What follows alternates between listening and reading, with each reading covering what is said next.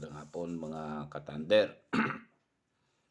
at sa mga followers. Followers, hindi kukunti lang naman followers. Ilan na ba yung followers ko ngayon? Parang ano lang, 7 na yata, 7 na no? 7 na yung followers ko ngayon eh. Nadagdagan. Pero sa 7 na followers ko, sa mga ginagawa kong itong mga content, wala lang magawa eh. Mayroon pang basher niyan. Yung basher ba? Tawag yan. Nambabash. Pero wala naman yun. Sa akin lang naman eh. Mailabas ko lang yung opinion ko. Tuwan-tuwa na ako doon.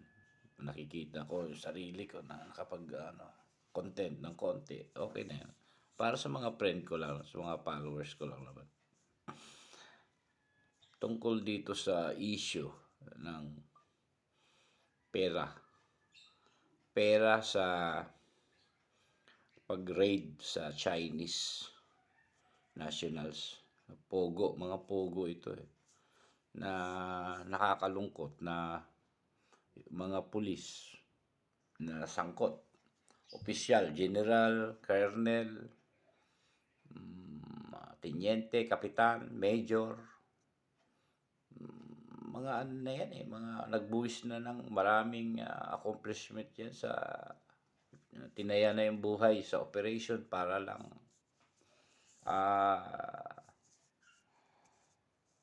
makapagserbisyo sa bayan pagkatapos sa kakaunting pera. Sabihin na natin 100 milyon, 27 million o 30 million, 100 milyon. Pera lang naman yun pero malay mo kasi pagka nandyan kaharap mo na ang pera, hindi mo na masasabi yan eh. Baka pag sa akin din nangyari yun ganun din yung iisipin ko. Hindi naman. Pero the best doon, ang pinakaugat niya, minsan yan, pinag-usapan natin, yung kasakiman kasi, dyan na yan, na nagkakaleche-leche na yung sitwasyon. Kasi, ang pera kasi hindi naman yan tinatago. Hindi dapat yan, pinamamahagi. Hindi pinag-aawayan, ipinamamahagi.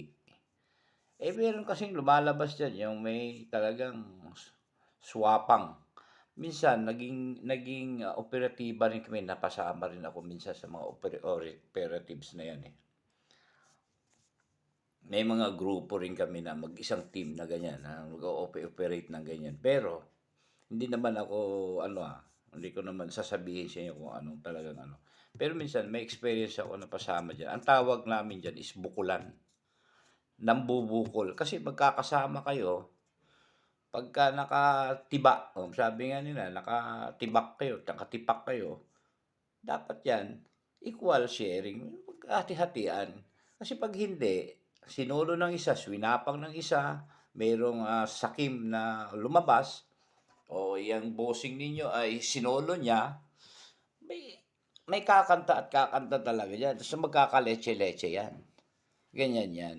So, ganyan na nangyari dyan. Kaya sumingaw yan eh. Kasi unang-una, hindi na i-distribute ng maayos na paghati-hatian.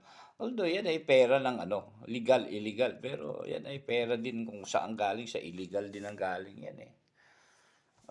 Tapos ngayon, ang nakakalungkot kasi, yung mga serbisyo ng mga otoridad na yan na mapapakinabangan sana ng bayan natin, wala. Ayan, sangkot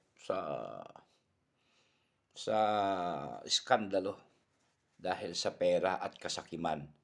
Na ugat ay kasakiman. Yun yung topic natin yung kasakiman, sinusundan natin kung anong magiging epekto. Gaano kalaki epekto niyan sa atin. So, ang dyan, hindi lang yung serbisyo ng mga na panghihinayangan yung mga otoridad yung kanilang pamilya na apektado kapag wala rin sila sa serbisyo, natanggal sila sa trabaho, apektado rin. Sayang. Alam mo naman dyan sa Senado, hindi ka naman po pwedeng dyan, sa Senado, sa Kongreso, or sa anumang mga opisyalis natin sa Hindi ka naman pupuwedeng ano diyan, lumihim diyan. Bakit? Yung mga 'yan, bago naaprubahan yung mga ano rito, illegal man o legal man na mga pugo-pugo na 'yan o ano, dumadaan 'yan sa mga congressman, mga ano din, mga mambabatas, dumadaan din sa kanila 'yan. So, may mga asset-asset din 'yan sila diyan.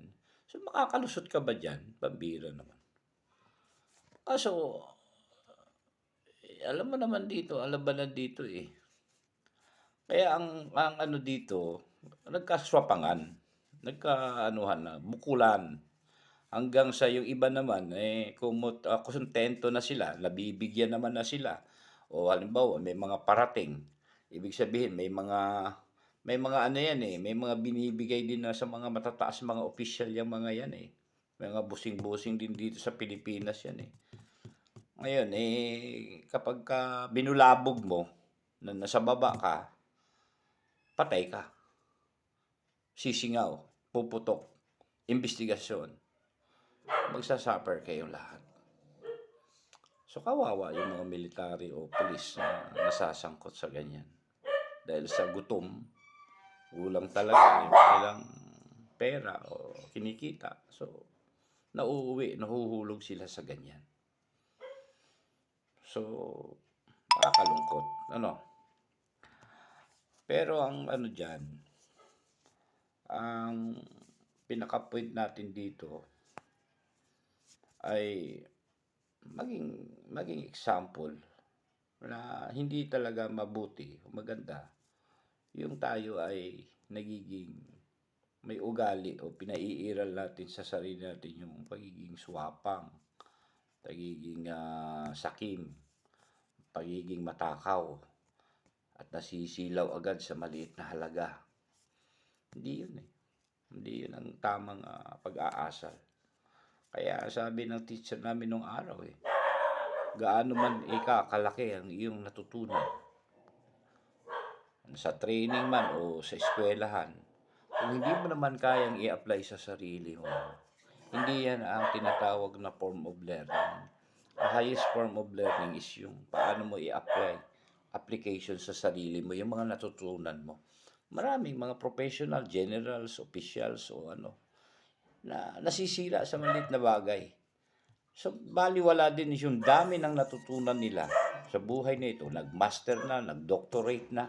Hindi simpleng bagay, hindi niya i-apply sa sarili niya. Doon siya nasira.